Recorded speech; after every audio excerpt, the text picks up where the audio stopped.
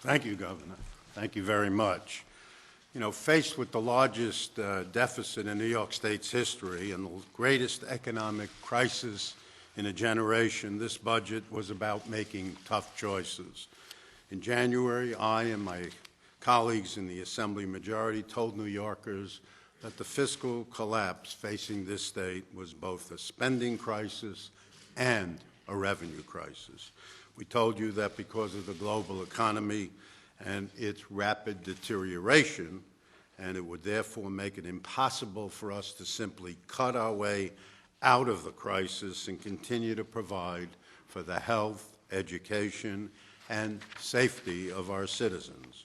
We told you that closing a budget gap of this magnitude would require three things: federal aid, serious spending cuts, and revenue raises. All are encompassed in this agreement. This budget contains record spending cuts, more than $6 billion in cuts. It includes historic reforms to Medicaid that will save $1.6 billion this year and billions more in the years to come.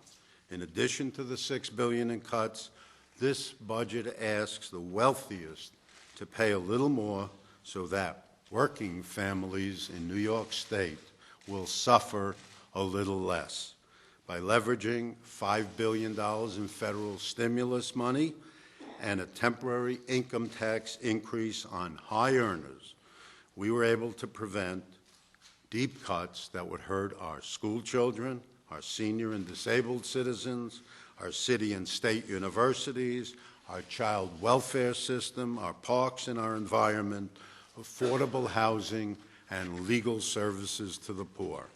In addition, the budget advances two long-held Assembly priorities: reform of the Rockefeller drug laws to emphasize treatment and prevention over incarceration and recidivism, and ultimately will wind up in a saving of dollars to this state as a result of the enactment of that, since treatment costs considerably less than incarceration and has proven to be much more effective in cutting the rate of recidivism.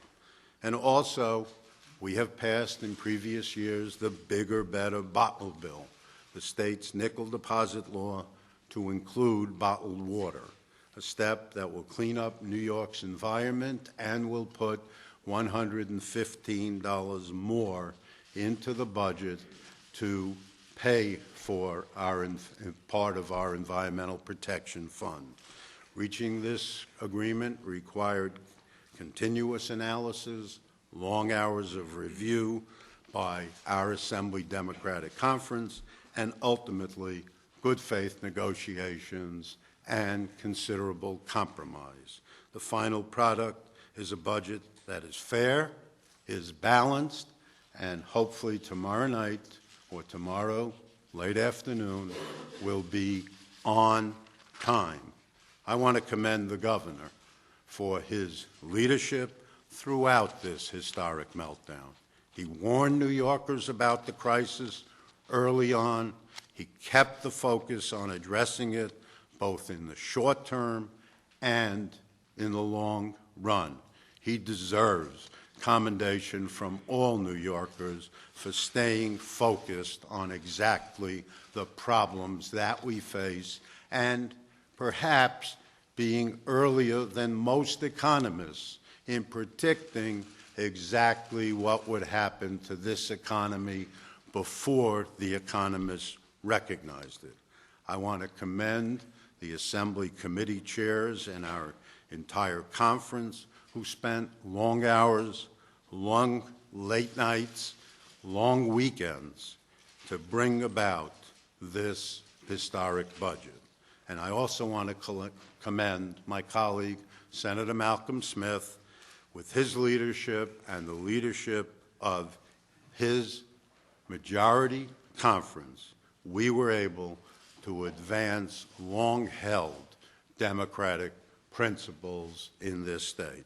And finally, I want to extend my gratitude to President Obama and to our congressional delegation, our senators, Schumer and Gillibrand, for their leadership in helping us to address this extraordinary fiscal crisis.